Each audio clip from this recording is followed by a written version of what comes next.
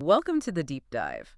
Today, we're tackling something pretty fundamental, how massive, truly colossal financial empires get built. We started looking into this idea of the benevolent billionaire, the modern folk hero. Right, the relatable tycoon. Exactly. But when you actually dig into the sources, and we've looked at a whole stack covering different eras, a really consistent pattern emerges. It's this deep, deep contradiction. Yeah, between the public face, the image they cultivate, and the actual, often pretty unsentimental methods needed to get that rich.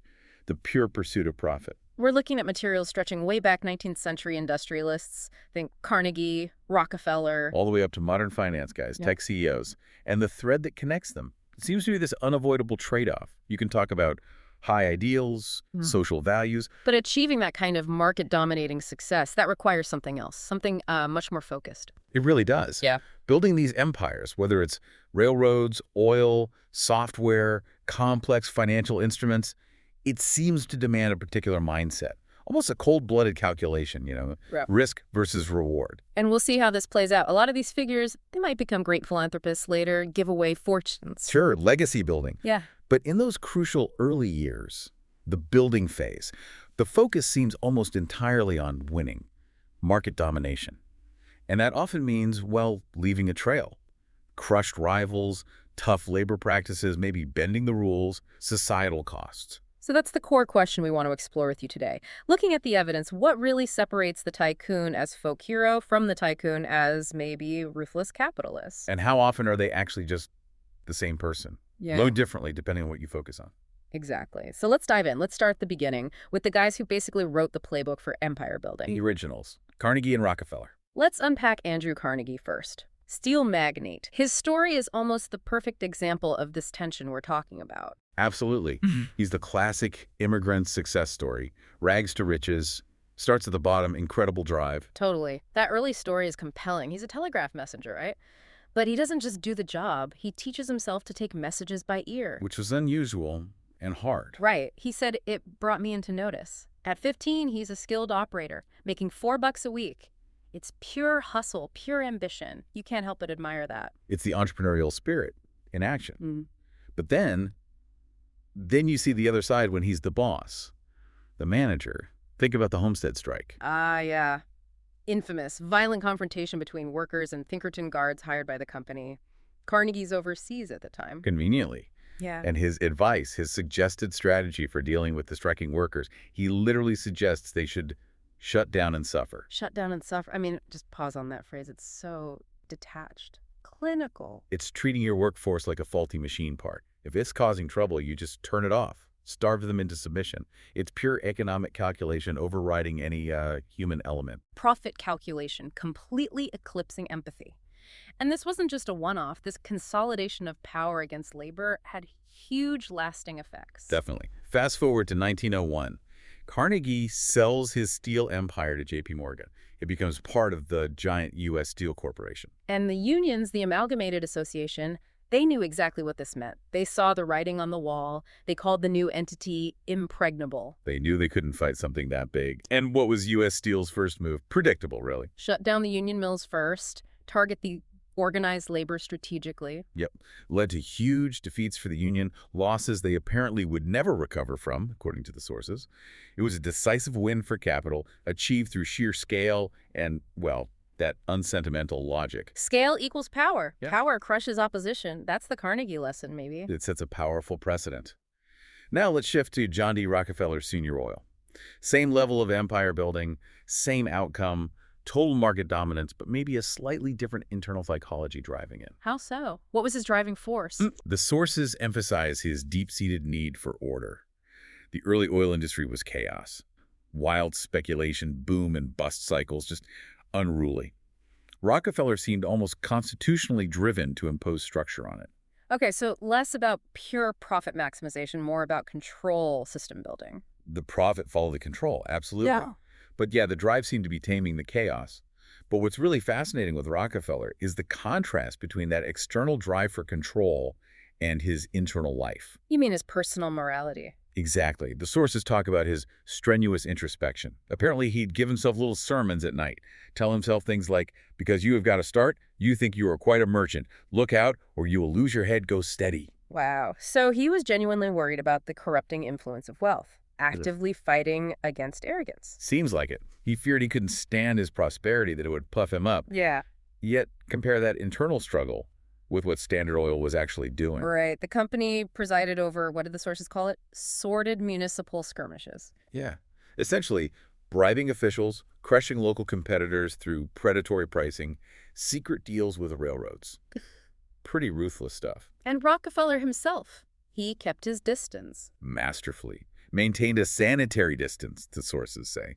Allowed him to plausibly deny knowledge when things got messy. Critics weren't fooled, though. They called him an omnipresent bogeyman. Said he held so much power he could ruin people just by setting the price of crude oil each morning. It's incredible compartmentalization, rigorous self-discipline and introspection on one side, and brutal, borderline illegal corporate tactics on the other. And even his later philanthropy, which was massive, followed the same logic. He found just giving money away kind of overwhelming, disorganized. So he systemized it. Totally. He said he had to organize his giving upon as distinct lines of progress as our other business affairs. He literally linked savings and charity in his mind. Philanthropy became another optimization problem. Like refining oil, but for good deeds. Pretty much. So the big takeaway from these early industrial titans, their success was built on eliminating competition and controlling labor. Full stop. Personal morality, self-improvement. That existed, but it was kept in a separate box from the corporate calculator. And that calculator only seemed to run one program, maximize profit and control. Right. And that really sets the stage for what comes next, because the focus shifts from physical stuff, steel, oil, railroads, to something more abstract. Okay, so we're moving from building things you can touch to building things on paper, finance. Exactly. The pursuit of wealth evolves, mastering complex financial engineering, intricate legal structures.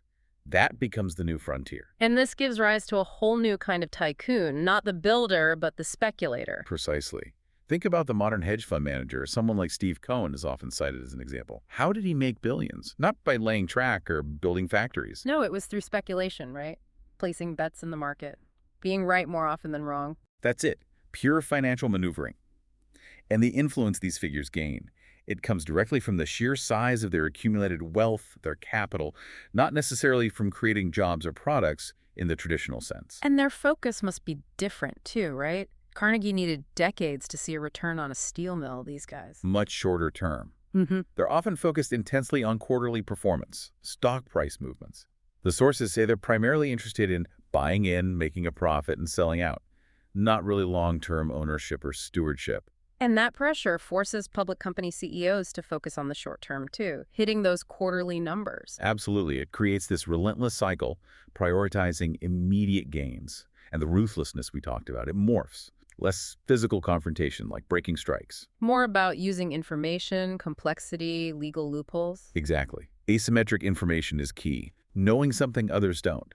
Or structuring deals in ways that are hard for outsiders to understand. The LIBOR scandal is a perfect, if complicated, example of this. Okay, LIBOR. It sounds intimidatingly technical. Break it down for us. It is technical, but super important.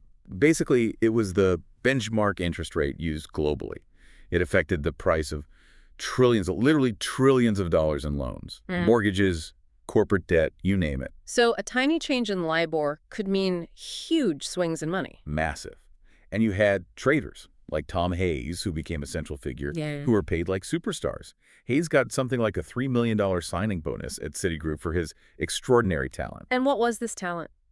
His talent was figuring out how to influence the rate. He'd bombard dozens of people involved in submitting the rates used to calculate LIBOR with requests.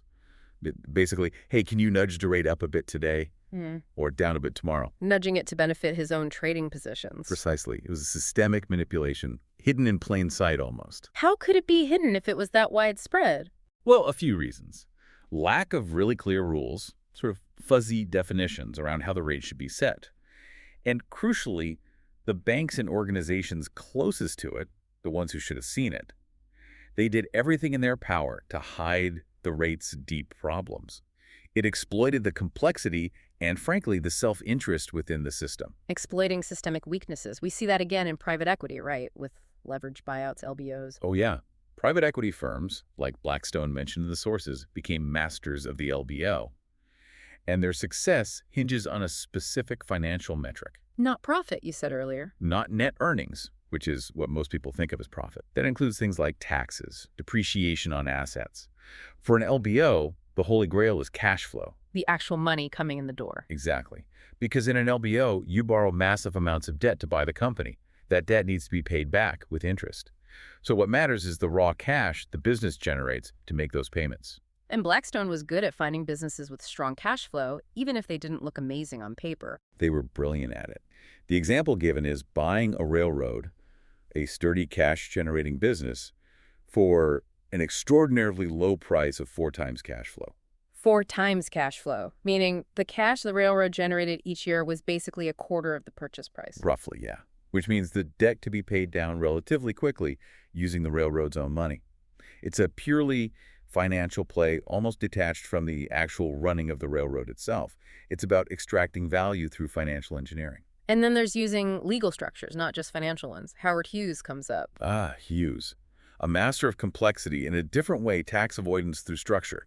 He did something quite ingenious back in the 50s. With Hughes Aircraft. Right. He created the Howard Hughes Medical Institute, a nonprofit.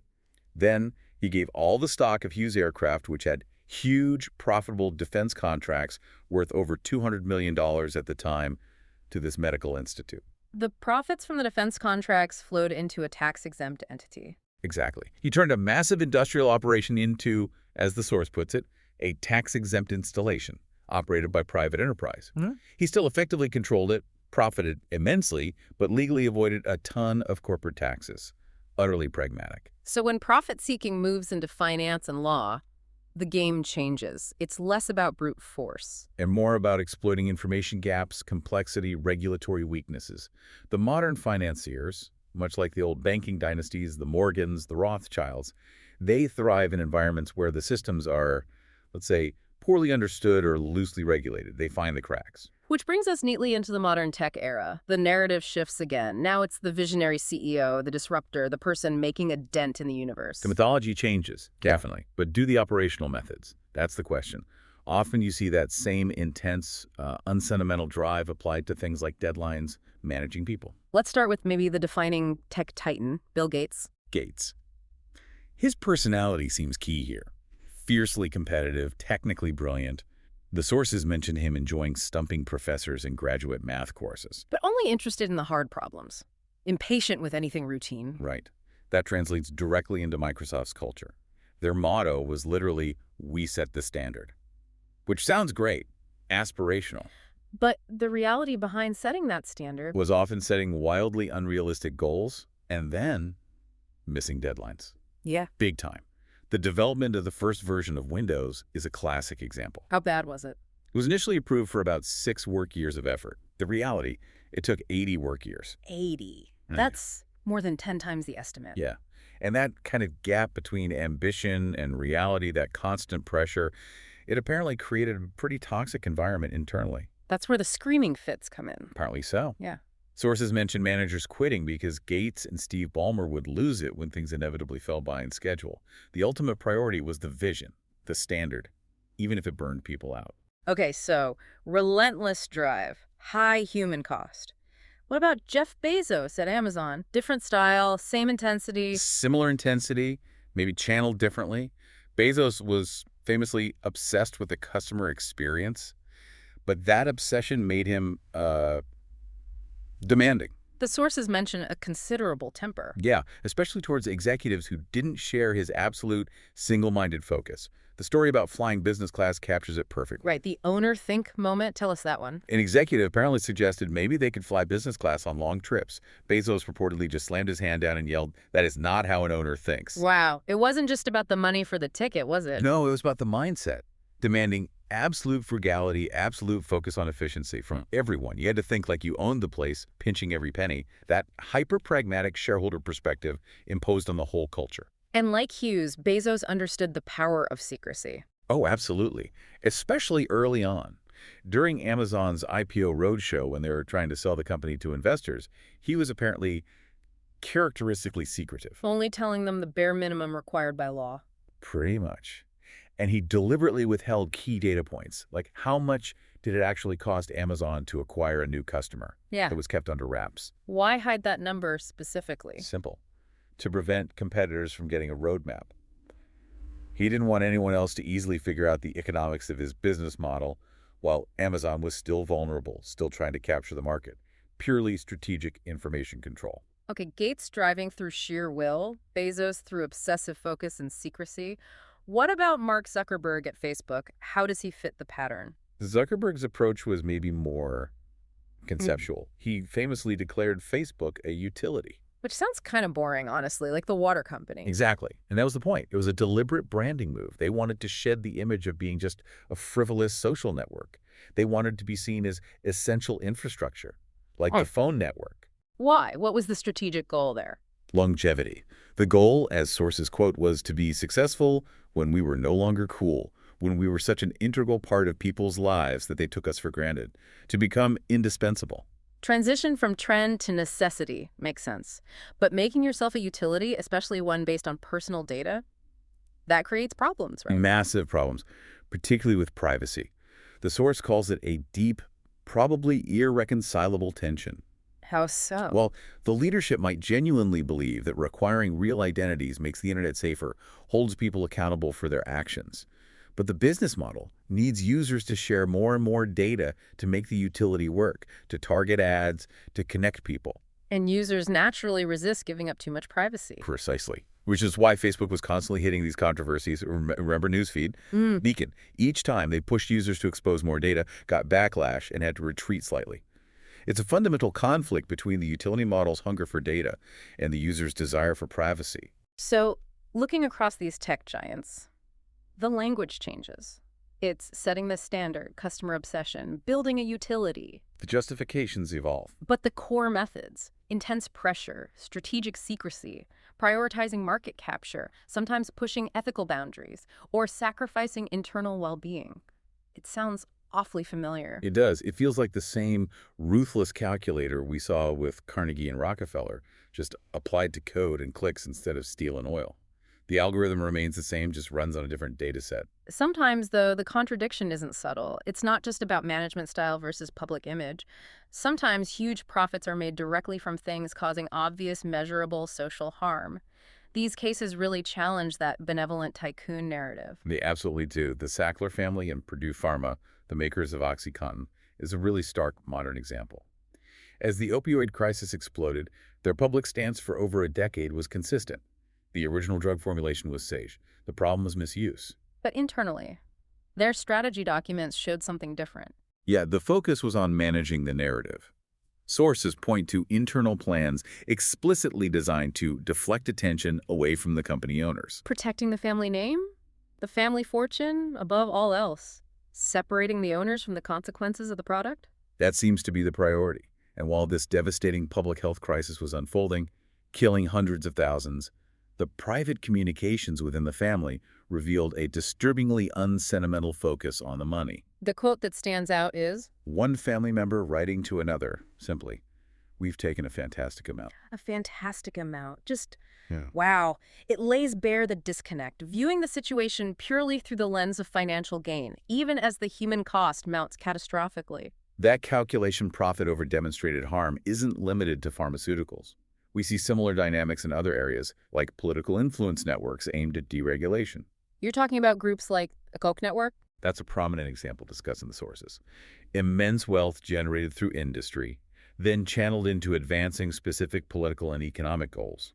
Described as a small, wealthy, and intense circle pushing fervently held libertarian ideas. And a key part of their strategy was secrecy. Very much so. Yeah. Operating through layers of shell groups, think tanks, advocacy organizations, making it hard to trace the funding and influence back to the source.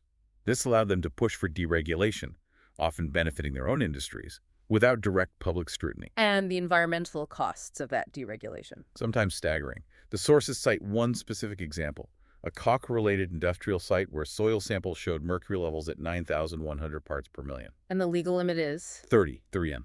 So we're talking about contamination levels 300 times the legal limit. That's a massive externalized cost, environmental damage, arguably enabled by the political influence used to weaken oversight. It's a feedback loop. Wealth buys influence, influence reduces regulation, reduced regulation increases profit and potentially harm, generating more wealth. Precisely. But it's also important to see where lines are sometimes drawn, even if the calculation is still, fundamentally, about the bottom line. Like the Disney and Twitter example. Yeah. Robert Iger, then CEO of Disney, seriously considered buying Twitter. Huge platform, massive user base, potentially very valuable. But he backed out. Why? He got cold feet, according to the sources. He worried about the inherent problems of the platform, the hate speech, the fake accounts, the sheer general rage and lack of civility. He concluded it would ultimately be corrosive to the Disney brand. So it wasn't necessarily an ethical stand against toxicity. It was a brand protection calculation? It appears so. The potential financial upside of owning Twitter was outweighed by the perceived risk to Disney's carefully cultivated, family-friendly image, and thus its long-term value. The calculation was still about maximizing shareholder value, just with a broader, longer-term view of risk. Even drawing a line becomes a risk-reward calculation. It seems that way.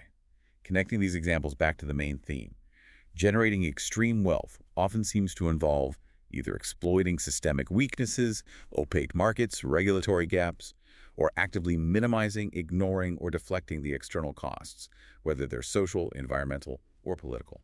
And when the pursuit of profit clashes directly with the public good? Self-interest, framed as shareholder value or market necessity, usually tends to win out, and that's where you get these profound, enduring contradictions. Okay, let's zoom out one last time. We've talked a lot about individual actions, decisions, mindsets. But is it just about individual ruthlessness or genius? Or are there bigger forces at play? Oh, definitely. The concentration of wealth on this scale isn't just about individuals. It's deeply rooted in systemic economic forces that, especially in recent decades, have heavily favored capital. This is where the economist Thomas Piketty comes in, right, with his famous formula. Exactly. Piketty identified what he argues is a fundamental force driving inequality. The simple fact that, historically, the rate of return on capital, think investments, assets, existing wealth, tends to be higher than the rate of economic growth overall. He denotes it as true dollars. True dollars return on capital, $2 for growth. So money made from already having money grows faster than money made from working or the economy expanding. That's the core idea. If you have wealth invested, it tends to compound and grow at a faster percentage rate than wages or GDP increase. And this isn't a new phenomenon? No. He shows data suggesting that before the major disruptions of the 19th century, $2 was typically around 4 or 5%, while $D overall growth was often less than 1%. That gap automatically concentrates wealth over time. But didn't that change in the 20th century? With wars, depressions, higher taxes? It did. Wealth concentration dropped significantly in the mid-20th century, particularly in Europe, due to those massive shocks and subsequent policy changes like progressive taxation and regulation. But Piketty argues that dynamic is reversing. We're heading back towards... The predictions suggest yes. In the 21st century, $3 is likely back in that 4 or 5% range, while long-term projections for daily economic growth aren't much above 1.5%. If that holds, the underlying force driving wealth concentration is back in play. And you can see this in the data. You can. Look at private wealth levels in Europe. After falling sharply post-WWII, they've been climbing steadily since 1950. In places like Britain and France, total private wealth is approaching 5 or 6 times the national income again. Levels not seen since before World War I. Exactly. Before the great equalizing shocks of the 20th century. And this ties into inheritance, too. That's so. In the 19th century, inheritance was huge, maybe 25% of total resources for people back then. That dropped significantly for cohorts born mid-20th century. But as created dollars outpaces dreary again, the relative importance of inherited wealth is projected to rise significantly. Existing fortunes become harder to overcome through labor alone. So the system itself has this built-in tendency towards concentration. It appears so. And that creates the fertile ground for what some call the new global plutocracy. You have huge opportunities from globalization and technology, allowing the top 1% to generate vast wealth. But it's amplified because the counterforces are weaker. Right. The post-war social contract, higher taxes on the wealthy, stronger regulations, stronger unions, has frayed significantly. So the plutocrats, as the sources put it, have been taxed and regulated less.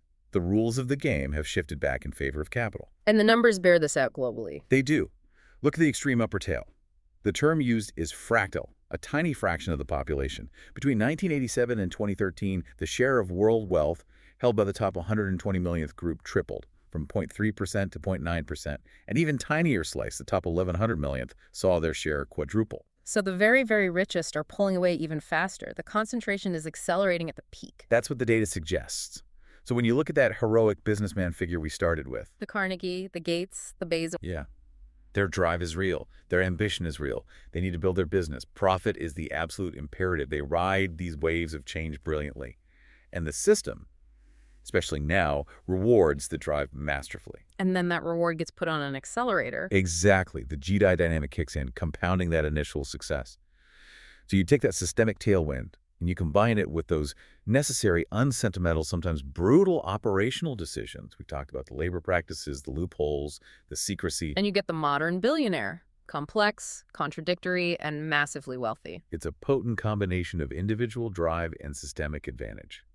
So wrapping this deep dive up, we've journeyed across centuries, from steel mills to server farms, looking at how these incredible fortunes are built. And that core tension seems remarkably consistent. Yeah, this constant need for a calculated, often ruthless approach to pure profit. Even when the person cultivates this image of being, just a regular guy or a visionary or a philanthropist. The sources really hammer this home. Carnegie starving workers while talking uplift, Rockefeller preaching self-discipline while his company strong-arms rivals, modern finance exploiting complexity, tech titans demanding brutal hours for world-changing visions, the Sacklers deflecting blame while counting profits. The common thread really does seem to be that ability to act as a cold-blooded calculator of risk and reward, as you put it earlier. That capacity seems essential. And then the economic system, especially with GDA, acts like a massive amplifier for the results of that calculation. Which leads us to a final, maybe unsettling thought for you, the listener. In an era where the economic system itself seems fundamentally tilted towards concentrating wealth, where $3 is structurally greater than DITA, is it even possible anymore to reach that absolute pinnacle, to become a legendary tycoon, without making those kinds of unsentimental, ethically fraught compromises? Without embodying that contradiction between image and method that seems to define these colossal fortunes. If the answer is no. What does that tell us about the nature of extreme success in modern capitalism? We'll leave you to ponder whether the complexity of the figure or the inevitability of the system excuses the brutality of the method.